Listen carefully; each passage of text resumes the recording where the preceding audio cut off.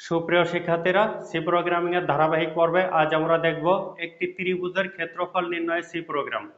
তাহলে দেখো, একটি ত্রিভুজের ক্ষেত্রফল নির্ণয়ের সি প্রোগ্রাম। এখন এখানে প্রশ্নটা আগে খেয়াল করো একটু ভালো করে। একটি ত্রিভুজের ক্ষেত্রফল নির্ণয়ের সি প্রোগ্রাম। এখন সি প্রোগ্রামটা আমরা করব, ঠিক আছে? কি করব? C program. আর এই সি প্রোগ্রামটা করার জন্য আমার প্রথমে যে জিনিসটা লাগবে সেই জিনিসটা হলো ক্ষেত্রফলের সূত্রটা জানতে হবে।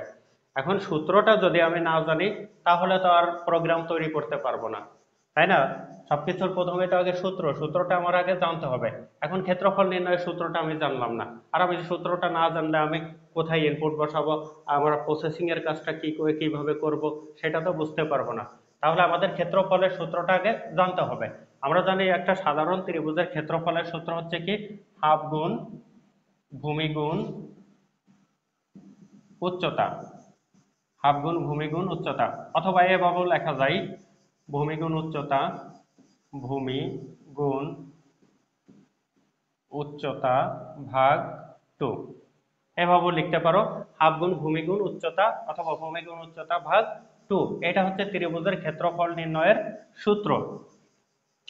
এখন আমরা যখন প্রোগ্রামটা করব তখন আমরা ইনপুট হিসাবে কি নেব? ইনপুট হিসাবে আমাদের খেয়াল করতে হবে যে এই এই যে আমরা সূত্রটা লিখছি, এইখানে আমাদের চলক আছে কোনগুলা? চলকটা হবে এই যে ভূমি আর কি উচ্চতা। ভূমি আর উচ্চতা, অর্থাৎ একটা ত্রিভুজের ক্ষেত্রফল নির্ণয় করার জন্য আমার কি কি লাগবে? দুইটা জিনিস লাগবে। কি লাগবে? একটা লাগবে ভূমি আর একটা লাগবে কি উচ্চতা। একটা ভূমি লাগবে আর একটা উচ্চতা লাগবে। তাহলে ভূমি আর উচ্চতা যদি আমার জানা থাকে তাহলে আমি সহজেই একটা সাধারণ ত্রিভুজের ক্ষেত্রফল বের করতে পারবো। তাহলে ভূমি আর উচ্চতা যেহেতু আমাদের ওই ক্ষেত্রফলটা বের করার জন্য লাগবে, তাহলে ভূমি এবং উচ্চতাই হবে আমাদের কি ইনপুট, ওইটাই আমাদের ইনপুট হিসাবে নিতে হবে। এখন খেয়াল করো, আমরা শুরু করি। Hash include stdio.h। আচ্ছা, এটা নিশ্চয়ই তোমাদের মনে আছে, যারা তোমরা প্রথম ক্লাসটা দেখেছো, ওই প্রথম ক্লাসের স্ট্রাকচার গুলো যখন আমি বোঝাইছি তখন তার মধ্যে এটা সম্বন্ধে বিস্তারিত বলছি। তারপরে আমি আরেকটি বলি, এটা হচ্ছে ইনপুট এবং আউটপুটের হেডার ফাইল। ইনপুট এবং আউটপুটের হেডার ফাইল, অর্থাৎ স্ক্যানএফ এবং প্রিন্টএফের যে হেডার ফাইল সেটা হচ্ছে কি এটা হ্যাশ ইনক্লুড stdio.h। এবং এই স্ক্যানএফ এবং প্রিন্টএফটা আছে কিসের মধ্যে? এই যে stdio.h লাইব্রেরি ফাংশন এর মধ্যে আছে। এরপরে হচ্ছে কি মেইন। এই মেইন ফাংশনটা আছে কোথায়? মেইন ফাংশনটা আছে এই যে এখানে stdio.h, এই লাইব্রেরি ফাংশনের মধ্যে এই মেইন ফাংশনটা আছে, যার কারণে আমাদের এই মেইন ফাংশনের উপরে কিন্তু এই যে এই হেডার ফাইলটা লেখা হয়েছে। এরপরে আমরা কি করব? এরপরে আমাদের প্রোগ্রাম শুরু করতে হবে। আর আমরা জানি যে প্রোগ্রাম শুরু করতে হলে আমাদের কোন চিহ্নটা ব্যবহার করতে হবে? এই যে সেকেন্ড ব্র্যাকেট। সেকেন্ড ব্র্যাকেট কিভাবে দেব?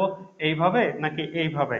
কোন ভাবে দেব? সেকেন্ড ব্র্যাকেট দেব হচ্ছে যখন আমরা শুরু করব সেকেন্ড ব্র্যাকেটের মুখটা খেয়াল রাখবা, তোমাদের বলেছিলাম যে আমার এই ডান হাতের দিকে থাকবে। সেকেন্ড ব্র্যাকেটের মুখটা আমার কোন দিকে থাকবে?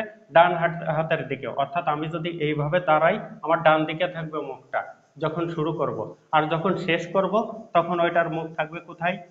বাম দিকে। খেয়াল রেখো। এরপরে কি করতে হবে? এইখানে একটি ত্রিভুজের ক্ষেত্রফল নির্ণয়ের জন্য আমার কি কি দরকার? ত্রিভুজের ক্ষেত্রফল নির্ণয় করার জন্য আমার একটা দরকার হলো ভূমি, আর একটা দরকার কি উচ্চতা। আর ভূমি আর উচ্চতা সাধারণত আমরা ওই পূর্ণ সংখ্যাটাই নিয়ে থাকি, ভূমি আর উচ্চতা। তাহলে ভূমি আর উচ্চতা যদি আমরা পূর্ণ সংখ্যা নিয়ে থাকি তাহলে ওইটা আমরা কিসের মধ্যে রাখবো? ইন্টের মধ্যে রাখবো। ইন্ট ভূমি, ভূমির ইংরেজি কি? Base, BASE, base. বেজ মানে কি? ভূমি। আর হাইট, HEIGHT, হাইট মানে কি? উচ্চতা। বেজের প্রথম প্রথম অক্ষরটা কি? বি। আর এইচ, হাইটের প্রথম অক্ষরটা এইচ, তাহলে আমরা বি আর এইচ নেব। BH। এখন খেয়াল করো, এই ত্রিভুজের ক্ষেত্রফলটা আমরা যখন বের করব তখন ফলাফলটা আমাদের কি আসার সম্ভাবনা আছে? অবশ্যই ভগ্নাংশ আসার সম্ভাবনাই বেশি আছে। কেন ভগ্নাংশ আসার সম্ভাবনা বেশি?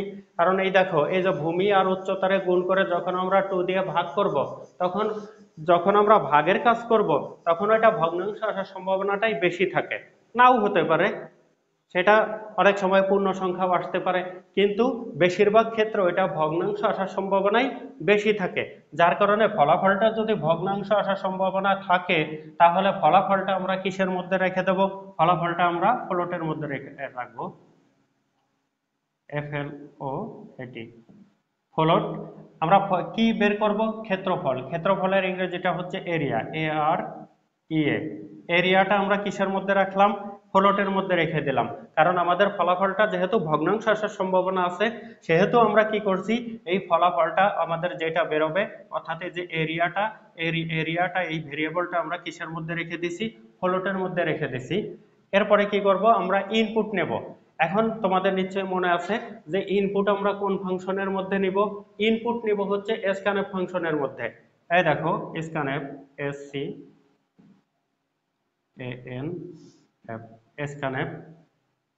scanf ফাংশনের মধ্যে আমরা কি নেব? ইনপুট। এখানে প্রথমে ইনভার্টেড কমা দেব। এরপরে দেখো ইনপুট আমরা কোনটা নেব? ইনপুট নেব এই যে দেখো এখানে এই যে বি আর এইচ ভেরিয়েবল দুইটা আমরা কিসের মধ্যে রাখছিলাম? ইন্টের মধ্যে রাখছিলাম। ওই এখন যেহেতু আমরা এই দুইটা ইন্টের মধ্যে রাখছি, তাহলে এখানে কি নেব? %d। কয়টা নেব? দুইটা, কারণ এখানে ভেরিয়েবল আছে কয়টা? দুইটা। %d, ইনভার্টেড কমা শেষ, কমা, এরপরে কি? অ্যাম্পারস্যান্ড। এখানে এই যে প্রথমে কি নেব? বি, একটা কমা দেব, অ্যাম্পারস্যান্ড, তারপরে কি নেব? এইচ, ব্র্যাকেট শেষ, এরপরে কি? সেমিকোলন। দেখো ইনপুট নেওয়ার কাজ আমাদের শেষ। এরপরের কাজটা কি? এরপরের কাজটুকু হচ্ছে প্রসেসিং। এরপরের কাজ হচ্ছে কি? প্রসেসিং, অর্থাৎ যে প্রক্রিয়াকরণ অংশ। প্রক্রিয়াকরণ অংশটুকু কি?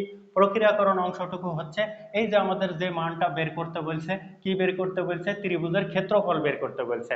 অর্থাৎ প্রশ্নের মধ্যে যেটা বের করতে বলে সেই জিনিসটা হচ্ছে কি? প্রসেসিং অংশ। সেই জিনিসটা কি? প্রসেসিং বা প্রক্রিয়াকরণ। তাহলে আমাদের বের করতে বলছে কি? ক্ষেত্রফল। এখন আমরা ওই ক্ষেত্রফলটা বের করব। ক্ষেত্রফলের সূত্র কি?